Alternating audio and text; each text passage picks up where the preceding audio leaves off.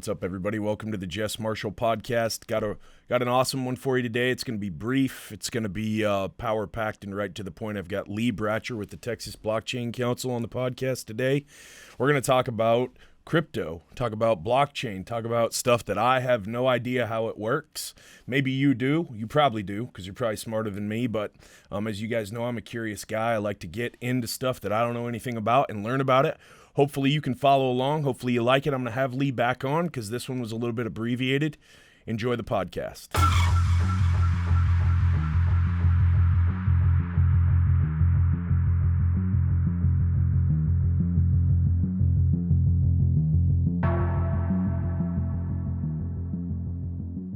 So I've kind of been looking to diversify, right? Like a lot of my, I've been in crypto. I didn't invest enough to be a millionaire. Right. But I do have a high percentage of my net worth such that it is in crypto. Mm-hmm. I've been looking to diversify in real estate. We bought a little bit of debt from a house flipper. He just said, hey, give me this money. I'll pay 8%. It's sort of like working capital. It's like hard money debt. Yeah. But 8% is not great in a 6-7% inflation market like we're in right now. Yep. So little risk there too. Yeah. Because if he doesn't make good, then you have a half-done house that you have to go figure out what to do with. Exactly. And you probably don't have a line on a bunch of great subcontractors. Right. So that's an issue. The sector that I see the biggest growth potential in is like light commercial. Okay, so if the pandemic doesn't go away, or the plandemic, or the scamdemic, or the China flu, whatever anybody wants to call it, you can have, everybody's got their opinions. Mine are pretty well known. Sure. What's going to survive if the economy takes another dive? Well, everything that was deemed essential, we could all still go to work. Yeah. So for 6-8 months, there was no traffic. There was no nothing. We had to print off, essential work orders for our guys. Because right when it all started going down, my guys, all Hispanic dudes, show up at suppliers and there were police there saying, what are you doing? Jeez. What's going on? They had to show their laminated essential work order. I say all of that to say, hey, that's recession proof. That's pandemic proof. You still got to have roads. You still got to build houses, fix leaky pipes like what happened in February. Yeah. And all those guys have to have somewhere to store their trailers and their material because your driveway, everything's going to get stolen out of. Mm-hmm. So something like commercial, like this building that we're in now, where you could have a little bit of warehouse space. You could sector it off. Maybe you have an office and a little kitchenette and a little warehouse and then rent those out. Seems to me like it's got some of the best growth potential. So that's what I'm looking for. Let's keep talking about that because I need to diversify. I can't be all in crypto. I need to diversify in real estate a little bit. What's your concern about being so heavily invested into crypto? Really no concern other than I foresee, I have a greater percentage of my assets in crypto than most people probably. Yep. Although I don't have, not to say that those assets are like massive or anything. Mm-hmm. I'm just saying percentage wise. I'm interested in that. Yeah. You just, Yeah, no, I think there will having all your eggs in one basket is never a good strategy. It's never a good strategy. I mean, even I'm going to have most of my basket. It's a badass basket. I have most of my eggs there. But you do need to diversify still. And so, you got the 401ks, you got this, that. I think real estate is still, that's where inflation is. You're seeing inflation in stock, various asset classes, right? Real estate, stock. As the money supply has been, governments turn on the printing press, inflation has, it's driven price increases in these kinds of goods. Mm-hmm. And so, or not goods, but assets. Right. And, to a lesser extent to crypto, I mean, I'm sure it has the same effect, but what I think in crypto is more of, it's so early on the adoption curve that the price that's driving, the increase in crypto prices is just more people are finding out about it. The percentage of people in the United States or in the wealthy world, the Western world that have, crypto as an asset class in their portfolio is still pretty small relative to the number that have stocks, bonds, and real estate. Yeah. Now, nobody should be investing in bonds, in my opinion, because it's total crap at this insanity. Point. Yeah. Let me ask you something. I can't get my brain around how any of the capital gains that you might realize through a crypto investment are exempt from taxes. So for instance, you buy a house and you fix it up. You buy it for $100, you put $50 into it, you sell it for $300, you have a capital gain of $150 minus fees, closing costs, all that. So maybe your capital gain is $120. You owe a big amount on that. You could do a 1031 exchange within 90 days, blah, blah, blah. That might go away, right? That's on the chopping block with the new administration. So the tax liability there is pretty big. Yeah. Can you walk me through, maybe I'm not clearly understanding the tax implications? Why is crypto tax exempt? Well, in a way, it's not. Okay. You still have capital gains on your basis to when you exit it. So if you bought Bitcoin at $10,000 a coin, and now it's trading at $65,000, $66,000, let's say $50,000 for easy math, then you've got that $40,000 capital gains. This is if you were to sell, your chips, sell your Bitcoin for US dollars. Okay. That is never the right decision because you got short-term capital gains. And if you've held it for a long time and you really need liquidity, maybe your long-term capital gains a little bit better. But what you really should do is just borrow against that Bitcoin as an asset. So that's how the wealthy use real estate, so I'm told, right? You have all these assets, you need some cash, your cash flow is constrained for some reason or another, but you've got a bunch of assets, you borrow against those, and then you repay it after, that cash flow crunch is gone. Same with Bitcoin, right? So people that have had, say they had 100 Bitcoin, that's at this point that's $6+ million. If they need a little liquidity, rather than selling it and accruing just a massive taxable event, which they could choose to do if they want to diversify a little bit, because even crypto to crypto is taxable. If I have Bitcoin and I trade in Ethereum or Ether, then I've got to pay taxes on my basis from when that Bitcoin was purchased to the price of that Bitcoin at the point of trade. Why? You didn't cash in your Bitcoin for US dollars. I agree because it's not in property, correct me if I'm wrong, but in real estate you can trade between real estate and postpone that capital gains event. Is that correct? Yeah, so as long as it's not your primary habitation, Sure. Obviously, yes, you can keep kicking the can down the road. Yeah. The smart ones do that. Yeah. Obviously, what's happened in the last year and a half, 2 years is, greatly affected some of the really big players, because all of these high rises that you see, that's all office space. There's no blue collar people in there. There's no place to put trucks and trailers and shingles and lumber, right? It's just computers and people with ties. They're all working at home now. Yeah. So now that building isn't worth dick. Yeah. Because why? Because we had an event that was 99.95% survivable that was blown out of proportion. Obviously, you see where I sit on the entire thing, but sure.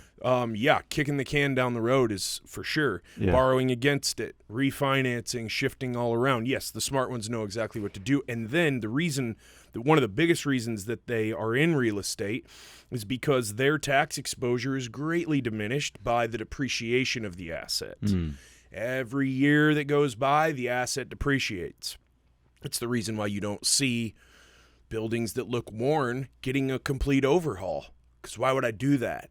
Because I can't get I can't depreciate its value anymore. I just need to keep those doors from falling off the hinges, right? And the stairs from falling down so I don't get sued, and just make it look just good enough to be able to rent it again. But I want that depreciation. Yeah. That keeps me from having to pay tax. That's what Trump does. That's what everyone said Trump didn't pay any taxes. He's real estate, man. Of course not. Yeah. Right? Bezos, same deal. Gates, same deal. All the big players and people we've never heard of who are worth, untold amounts. Yeah. Our lives time 10. That's what they do. So that in that instance, crypto is actually a more challenging tax environment because you do get taxed on that, even that crypto to crypto transaction. So in order to, and here's the way that the people in crypto are not avoiding kicking the can down the road on capital gains tax, just like the real estate industry is. They had those, 100 Bitcoin or whatever. They need some cash flow.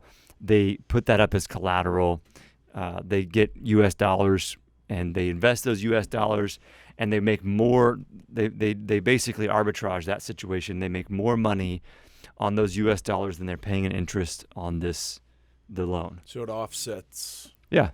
Yeah. So more than offsets. More than offsets, and not only that, you haven't sold your asset that's appreciating in value. So it makes total sense to do it. There's a great business model around it. There's companies like Unchained Capital that do that. That's their main business model. They've got several $1 billion in assets under management. I guess several $1 billion of Bitcoin under management, but you know what I mean. They're making cash loans to high net worth Bitcoin individuals and companies. So say you took down, let's just say 4 Bitcoin, right? So 65 times 4, so we're at $250,000. And hell, I want to pay my house off. I have $35,000 on my house, so I borrow against what I already owe. What do you think my interest is? That pretty variable, or is it pretty standard there when you're going back? It's definitely variable. Who's writing that loan? Yeah, a person? No, it's going to be an institutional investor. So typically, it's actually a company that's got private equity and venture backing, and not like a bank. Some banks, will do this kind of trend, but it's the very rare situation where you can actually get a bank to be the counterparty on that kind of situation. And the interest rates are a little bit higher because there's a little more risk there, right? And a little more unknown. There's a little more unknown, but really there shouldn't be risk because they're 100% collateralized. Yeah. You're putting up, and sometimes they're 125% collateralized. So it's fake risk. Like anybody trying to make money, they make it seem a lot more risky than it really is, so they can charge you another point or two. Exactly. I mean, the only real risk is the price of Bitcoin starts to plummet, and they don't liquidate you fast enough to, you could see a significant drawdown in the price of Bitcoin, and that loan could. Your collateral position then looks a lot different. It looks like more like 70%. Yeah. So there's some risk there, but it's definitely not priced in. There's way more risk for the lender. These big banks that are lending at like 1.5, 2%, whatever, close to the Fed. The Fed rate, because inflation's 6% right now. Right. So like. The only reason they could do that is because of quantitative, easing. Because of the, what is it now, like $150 billion a month, right, that the Fed is buying, basically printing. Right. Do you think that inflation is an unintended consequence, or do you think that anybody in the know knew, whoa, we're giving away free money here, no one's working, the economy is collapsing, this is not going to be good in a year, let alone 2? Or it was just everyone just grasping at straws, trying to keep I think that's peace more what in it was. The streets. Yeah, I do think that the Fed chairman and the members of the Federal Reserve have decent intentions. Maybe not like holy and pure intentions, but decent intentions. I just think they're caught in a political cycle where nobody wants to turn off the tap. Because if you start turning off that QE and turning off the money presses, then your administration is blamed for contraction. So we have to continue to increase the money supply. It's such it was pretty small. We thought it was crazy in the 2000s, right? We thought that like, oh my gosh, I can't believe the deficit is $1 trillion or whatever. To think about. Some of these early stimulus packages in the .com era, or like the early 2000s, even the 2008 financial crisis, wasn't that like a $800 billion somewhere in there? Yeah, $800 billion stimulus package bailout for the bailouts for the big banks and automakers. Yeah. $800 billion is like child's play compared to what we've done over the last 2 years. Yeah. I think it spans administrations. It's Trump administration, Biden administration. They're all politicians. They're all politicians. I mean, the next administration, doesn't matter if it's Republican or Democrat, they're going to keep the taps on. Right. And again, I don't think it's nefarious. I think they just know, like, we can't stop. We can't stop the train, which is why Bitcoin is such a big deal. It's a hard asset. It's a hard money system that is unlike anything the world's ever seen. I mean, it's similar to gold, but it's better than gold because it's more efficient. And it's self-governed and secured. So that takes me to, okay, what is blockchain? Break it down for the dumbest hammer swinging motherfucker on the planet. What is it? Sure. How does it work? Why is it important? And why did blockchain open the door for Bitcoin and then all these other late arrivers? Yeah, and almost you got to think about it reverse. Bitcoin was the first, and Bitcoin generated this term blockchain. Okay. Because the first instance Who of this... invented Bitcoin? This was invented in 2008 by a pseudonymous person or persons named Satoshi Nakamoto. Still don't know to this day who that person or group is. So this is like QAnon. No one knows who it is. Nobody knows who it is. And, yeah, QAnon. I tend to think that that's just kind of made up stuff. It is. But with Bitcoin, somebody out there wrote this white paper and published it, and like a person or persons, and they were freaking brilliant. This invention, why wouldn't they want their identity known? I don't know. And you know what's even crazier? The person that did this or persons had a wallet address, because anything in crypto, and then I'll get to defining what blockchain is. Anything in crypto is a public blockchains is visible to the world. You and I could go on a computer right now and look at the Bitcoin blockchain and look at different wallet addresses and see how much Bitcoin are in those addresses. Now, we couldn't see who owns those addresses. Okay. It's anonymous. Okay. But we can watch those transactions happen in real time, which is nuts to think about. So there's a pretty reasonable level of transparency there. Very. Even though you don't know exactly who it is, you can see where it's all moving. Very, yeah. So Satoshi Nakamoto has a wallet with hundreds of billions of dollars worth of Bitcoin in it, and that Bitcoin has never moved. He's never cashed out. He or she has never cashed out any of it. And we can say that with certainty. That wallet has been... that wallet has not done a transaction in the 10 years that it's existed. And if he or she, or they were to divest, what would that do? The market would probably have a 30% correction because that would freak some people out. So why? Because there would be some uncertainty about the security of everything? No, I think it's just, why are they divesting? Why are the guys who invented this bailing? Yeah, and if you sell that much on the sell side, it puts a lot of pressure on the price downward, right? Okay. So if you're putting a lot of sell pressure, which causes the price to go down, flooding the market with what is supposed to be a valuable asset. Right. That the value of that asset dips when there's way more supply. Yeah. Available. Okay. And it is non-inflatable, right? There will only ever be 21 million Bitcoin, ever. It's hard-coded in the system. It can never change. So 21 million Bitcoins.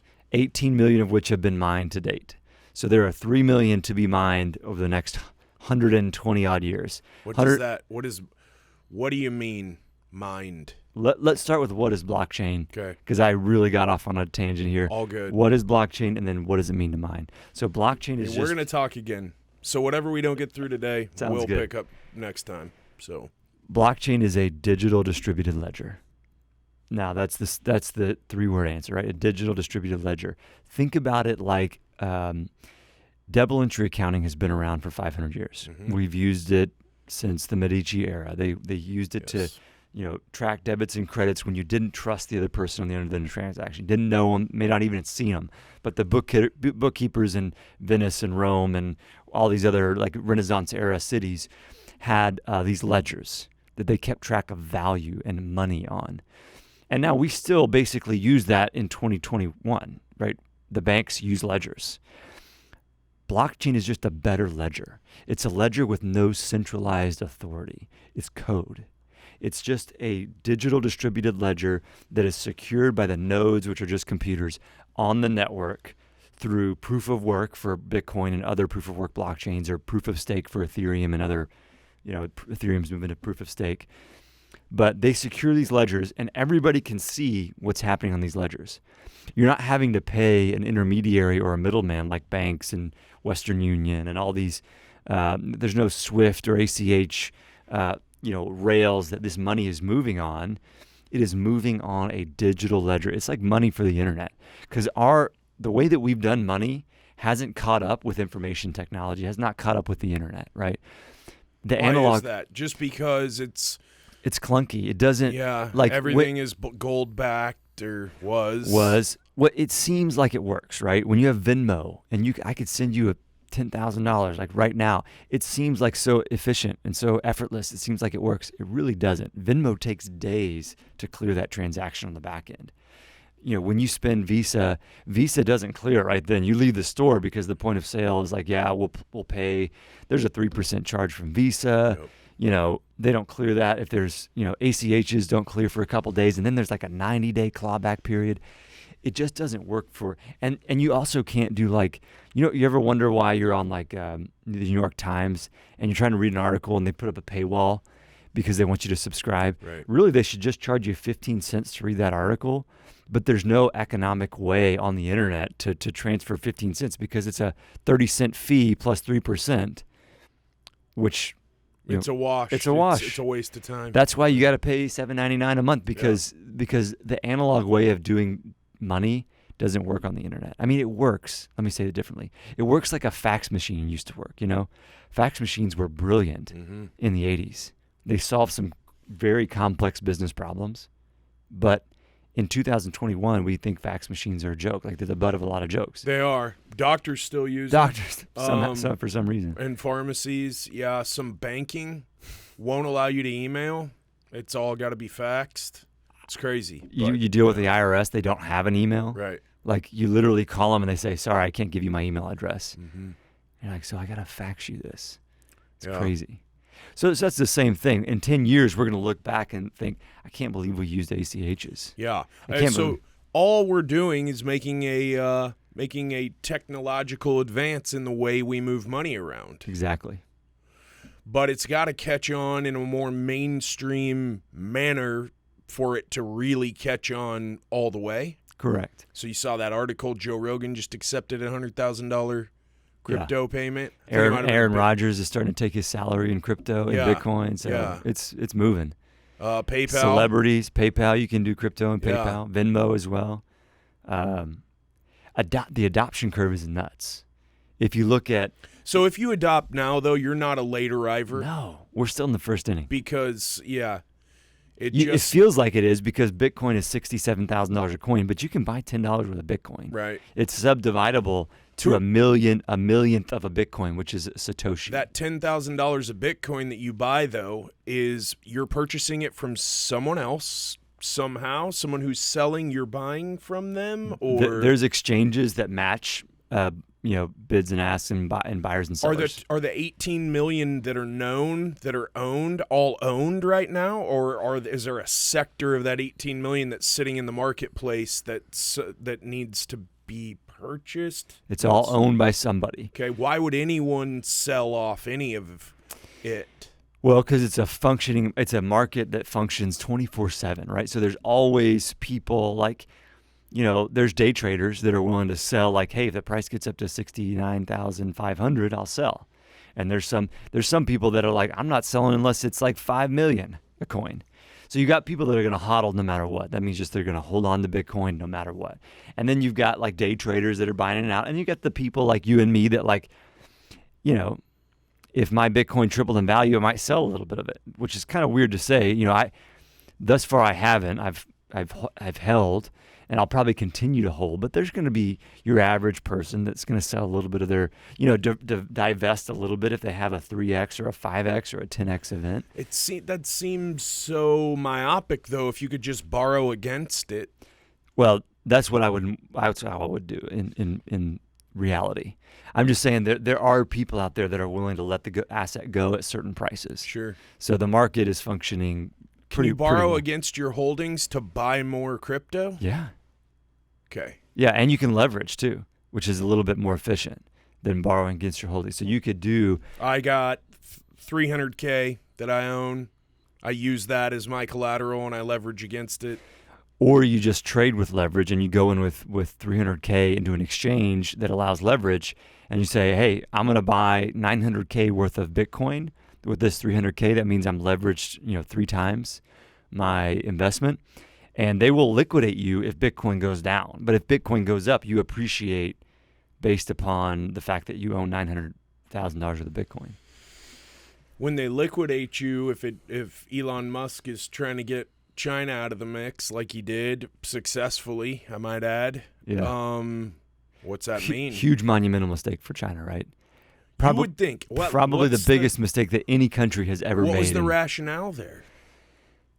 They're not dumb people. They're brilliant, and they made a huge mistake because they fear lack of control so much. Two reasons, and this is sort of my geopolitics background coming in here. Chinese citizens can only take $50,000 worth of U.S. for personal reasons out of the country every year because of capital controls. China is afraid of capital flight, and wealthy Chinese people were using Bitcoin as a way to avoid capital flight or avoid capital controls. So they were moving millions and billions of dollars around the world, and the Chinese government could not see or do anything about it, and that freaked them out. So that's one reason, right? And the other reason is they fear what they cannot control. And so they've gone hard in the paint on a central bank digital currency. Are you familiar with somewhat of what that? Somewhat. Yeah. So central bank digital currency is like a digital. A few Reddit threads. There you go. Yeah. That's probably all. That's more than most people in China. They're just accepting it. Central bank digital currency. So what you're saying is that communism clouds the judgment? Is that what you're saying? Because that seems like just like one of the worst economic mistakes you could ever make. But just because they were fearful, couldn't get their paws on it or get their eyes on it, they said no dice. Well, it was a terrible decision for the country, but if you think about it like in game theoretic terms, it might have been a good decision for the leaders of the Communist Party, because say they don't do that and like it empowers the people, wealth, and like they lose power because of it. So they're willing to take a small hit now to maintain power on the 5% chance that keeping Bitcoin and keeping crypto in China could have caused them to lose power because it empowered the people. Do the Chinese oligarchs like the Russian oligarchs? So they were all tied in, right, with the government. The Russians were money hand over fist. They're living in mansions. The peasants can barely eke out an existence. Is the fear in China that those oligarchs would start to feel some autonomy, like we don't need the government anymore? I got this over here, I got my own side deal, and I don't like the fact that you're rationing this or that, even though I'm one of your preferred citizens or whatever. 100%. Yeah. And think about that, like the leaders of the Communist Party, they have all these allies that currently they can surveil them financially so that they know exactly what they're doing. That's a level of control that's pretty unreal. But if they lose that control, then people that they think are allies are like, oh man, are they like trading with the Australians when the China is supposed to have a, ban on trading with Australia because of XYZ issue? Or are they, moving all their assets to London? They're about to jump ship from China, move to London, go into hiding, forego their Chinese citizenship. Defect, basically. Yeah. So you lose your control of your citizenry. What's going to stop the same thing from happening here? So much control. Look at where we were 36 months ago. Look at where we are now. I don't think any of us 36 months ago, if you told us what would go down, would be like, yeah, it sounds about right. We'd be like, no, fuck no, absolutely not. No, miss me with that. But here we are. Yeah. And you got people falling right in line, no problem. Oh, this is the way it is. This is the new normal. Yes, sir. No, sir. Yes, ma'am. And then you got others going, no, what are you talking about? So what's to say that the same thing wouldn't happen here that happens in China? Then you're fucked if you have all your money in crypto, right? Well, so that's one of the reasons why the Texas Blockchain Council exists, the organization that I started. See that segue there? Yeah. No, we fight those regulatory battles. Like we liaise with the governor and the legislators in Austin and even some in D.C. as well, because really the risk is D.C., right? Because the IRS, the Treasury, and the central bank are federal institutions. So have state and federal government agencies indicated that they'd like more control? There is a concern that there could be a central bank digital currency in the United States. Now, central bank digital currencies aren't necessarily bad on their face, but if you use them for financial surveillance, they are bad. So it's possible that the U.S. could create a central bank digital currency that respects people's privacy, that does this, that does that. It's unlikely, and that's why our industry association is cautious about supporting central bank digital currencies in the United States, because regulators want control. And they may even not want it for bad reasons. Maybe they want control for good reasons, but still their drive for control is going to limit privacy and increase this authoritarian trend that we've been on recently. I don't care if it's a good reason. If you're trying to gain more control, it's problematic. Yes, 100%. That's not what it's about here. Yeah. And that's counter to the sort of the American ethos, right? And the Texas ethos for sure. Yeah. A lot of things happening right now are counter to the American and the Texas ethos, but I digress. So we are against any kind of central bank digital currency that would give the central bank and the United States, the Treasury and the IRS, so much financial surveillance over the people that even if it wasn't used for negative purposes, it would cause like this chilling effect on freedom, right? And eventually, someone would get in there that would use it nefariously and like a dictator. So that's why we've got to stop the slow, slippery slope of power that's centralizing in D.C., and crypto is one way to do that. So government, a lot of times when they want to grab power, they use fear, right? So you're familiar with the Silk Road story, obviously. Sure. A couple movies have been made about it, a couple good ones, a couple really bad ones. If you want to kind of learn about how it can be used for bad stuff, that's a good book to read, and that's a good story to follow. That is the prevailing example, right? This black market, and you can anonymously buy drugs or people or guns or whatever, right, on the deep web with crypto. Right. That's got to be. That's the marketing spin that people that don't like it put on it. But in reality, people still use cash. People be using cash and gold for those kinds of things because you can't KYC gold and cash. It's a bearer asset for hundreds of years and for thousands of years with gold, for hundreds of years with cash. Yeah, I can sell you a gun illegally. Yep. You'll give me $2,000 for this AR-15, and then I can go over here. I can buy a brick of coke, and I can go sell that, double or triple my money. Yep. Go buy a bunch more guns, do it all again. And that's what gangs and and you organized don't need crypto crime's for been that. doing. Yeah, you Yeah. don't need crypto for that. Um, The only reason why it became so scary, right, is because you could just do that from the comfort of your laptop, right. sitting in your slippers. And we advocate for the Department of Justice and the FBI and the different agencies to we a lot of our member companies actually support these agencies in their pursuit against terrorists and drug traffickers. Yeah, and human trafficking. And a a lot of that is getting rooted out. It was just for the first couple of years, these law enforcement agencies didn't know how to track it. Yeah. And now they partner with private sector companies and they can track down a surprising amount, not everything, but if these criminals if they're incredibly brilliant, probably can't track them down, right? They put their money in a tumbler, they put it in a cold storage wallet, their Bitcoin in cold storage. Maybe there are some cases where no matter how good the DOJ and FBI are, they can't track it down. But in most cases, same as to be said with cash, right? Most nefarious activity in the world today still happens with the U.S. greenback, a physical dollar. In fact, the CIA director 2 years ago, actually this is about a year ago, estimated that there's more nefarious activity in the traditional banking sector than there is in crypto. Now, that was not true in the Silk Road days, 2011, 12, 13, 14, that time frame. But in 10 years, the government has gotten really good, and they partner with some really smart people, and we support that. We support rooting out bad actors. Yeah. You just got to have those demarcation lines where we don't support deep state financial surveillance like the Chinese are going to do with the digital yuan. Yeah, I mean, look at the Patriot Act, right? The World Trade Centers came down, and now we said, yes, read all my emails and text messages. Right. And the off chance that you might be able to catch a terrorist who learned how to fly a jumbo jet in 2 weeks, right? All of that's all very, I don't believe any of it, but that's just me. Are there other examples, other industry examples where blockchain is used to secure information? And we were talking about real estate kind of right when we went live, and then before that. Yeah. Why are there still title companies? Why can't we just put blockchain into effect, get rid of all the title companies?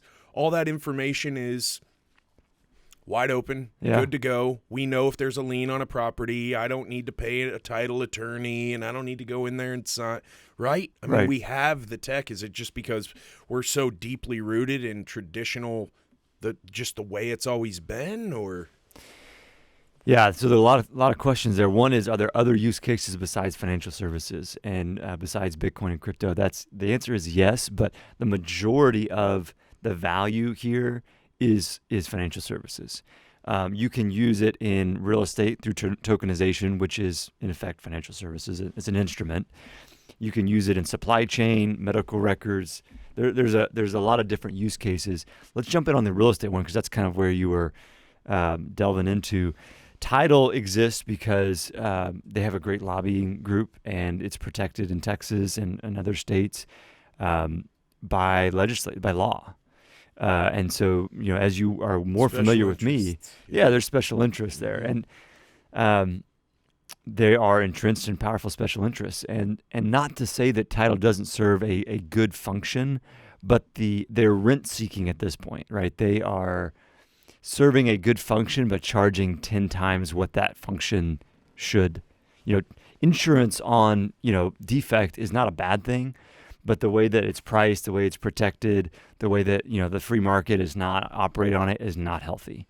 It's extremely archaic. Yeah. I don't get it.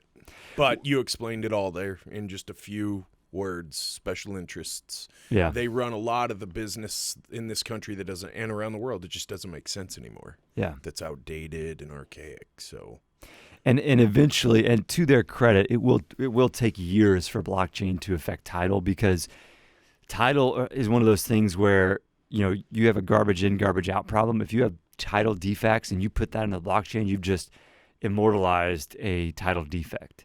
So you can only do forward-facing title on blockchain.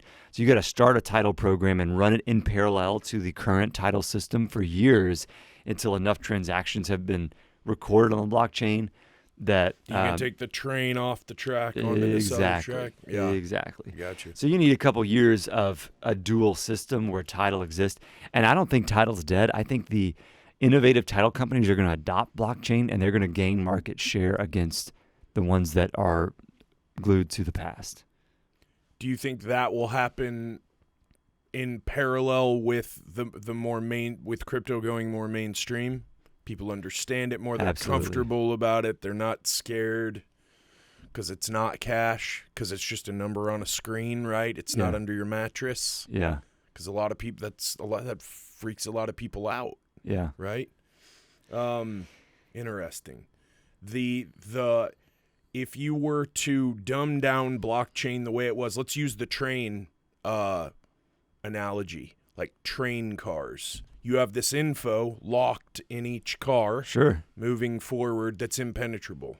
You can't break in and change it, or you can't break in and steal anything out of it. Yeah, once the train has left the tracks, it's left the tracks. And there are new blocks or train cars being added to that train. Take the Bitcoin blockchain, for example, every 10 minutes for Bitcoin. So there's a group of transactions. The miners and the validators are working in the network. The miner that solves the cryptographic equation, it uses SHA-256 cryptography. We probably don't want to get into all that. The miner No time. The miner that solves that problem gets awarded the right to form the next block of transactions.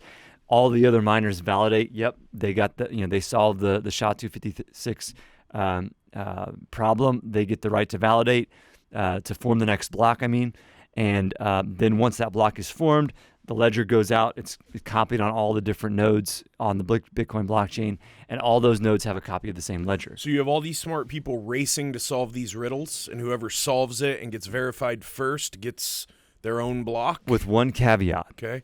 They're not smart people. It's just computers. So the miners are actually just computers that run software. And they're just running what, algorithms? They're running like a hashing function that is attempting to solve a really, really complicated math problem. So just scraping for data and trying to slot numbers in properly until... Yep. Yeah, imagine like all the grains of sand in the world, and you got to find one grain of sand. out of that all the grains of sand. These So I gotta computers, sift through all these that. computers are sifting through all these numbers, and trying and failing, wrong grain of sand, and then boom, right grain of sand.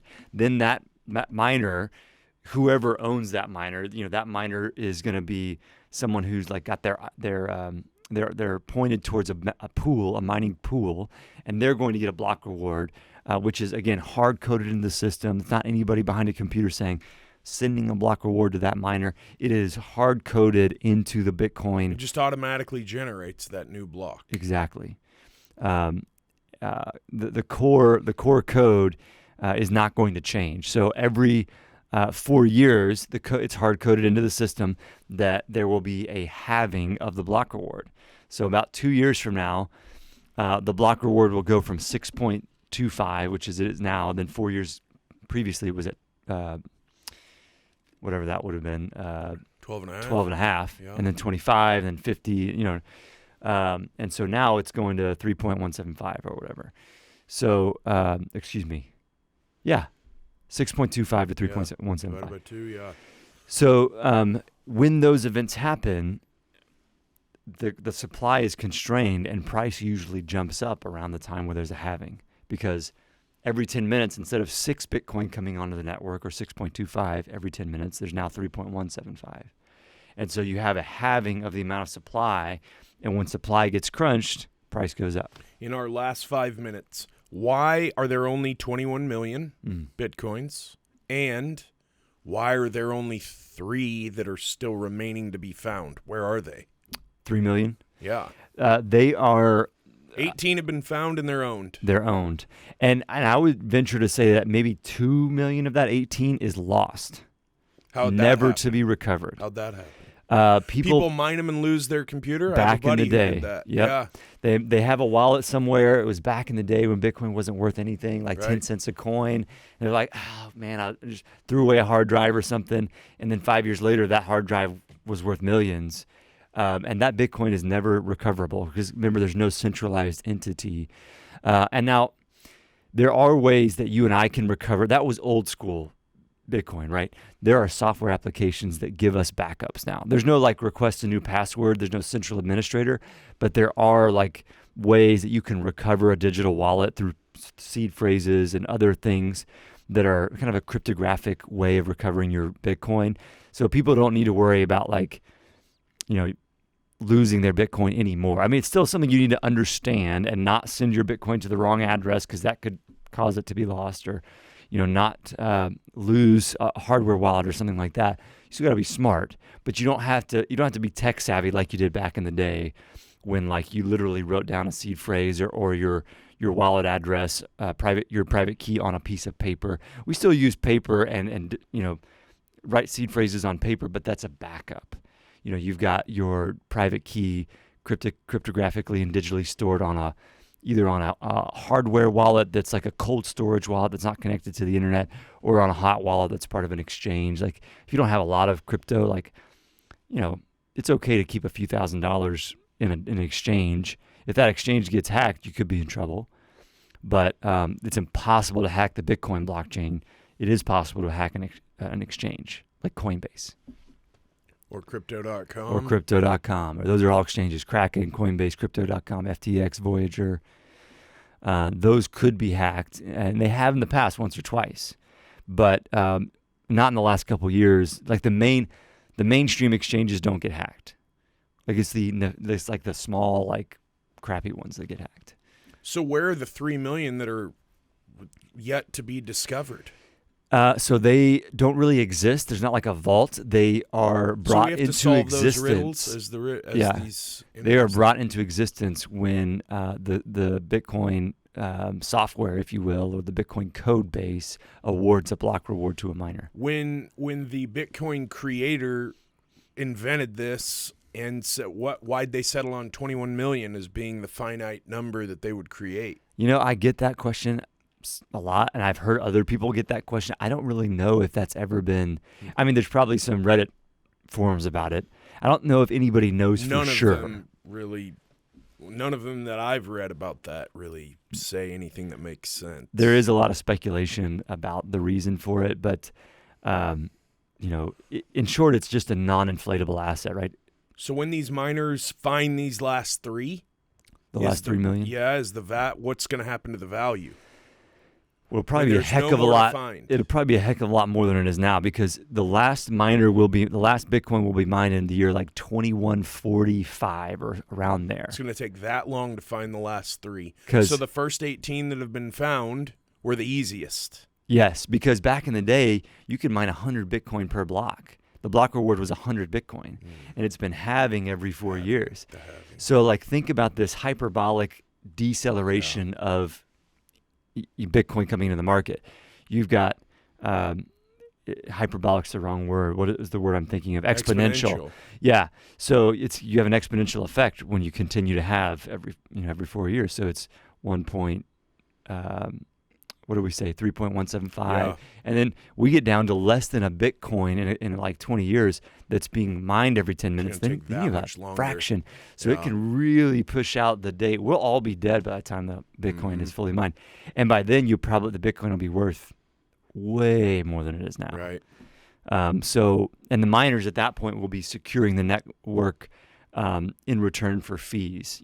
They get, in addition to the block reward, they do get transaction fees. Sure. So. I got you. Man, I appreciate your time today. I hope we didn't get too wonky. No, not at all. I think it's just hard to wrap your arms around it if you're not a tech person. And one podcast won't do it. I'd encourage the listeners to dive into YouTube videos.